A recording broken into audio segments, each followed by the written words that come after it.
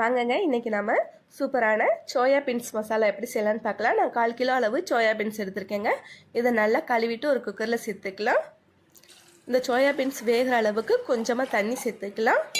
தண்ணி அதிகமாக சேர்க்க வேணாம், இந்த சோயா பீன்ஸ் வேகிற அளவுக்கு சேர்த்தா போதும். கொஞ்சமாக உப்பு சேர்த்துக்கலாம்.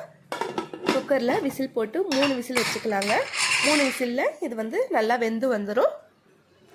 அடுப்பில் ஒரு பாத்திரம் வச்சு தேவையான அளவு எண்ணெய் சேர்த்துக்கலாம்.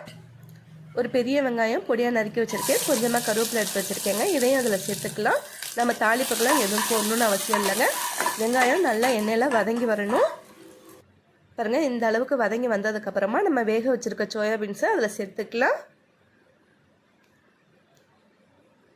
சோயாபீன்ஸை எண்ணெயில் ஒருத்தரனா நல்லா வதக்கிக்கோங்க. அப்போ தான் மசாலா அதில் நல்லா பிடிக்கும். 1/2 ஸ்பூன் அளவு கரம் மசாலா தூள் சேர்த்துக்கலாம். 1/2 ஸ்பூன் அளவு தனி மிளகாய்த்தூள் அல்லது குழம்பு மிளகாய்த்தூள் எது வேணாலும் சேர்த்துக்கலாங்க. கொஞ்சமாக உப்பு சேர்த்துக்கலாம். இதை எண்ணெயில் ஒரு தடவை பெரட்டிக்கோங்க. கொஞ்சமாக தண்ணி சேர்த்துக்கோங்க. இந்த மசாலா அந்த சோயாபீன்ஸில் ஒட்டி வரணும். அதுக்காக தான் கொஞ்சமாக தண்ணி சேர்த்து நல்லா பெரட்டி விட்டுடலாம். எண்ணெய் நல்லா பிரிஞ்சு வந்துடணும்.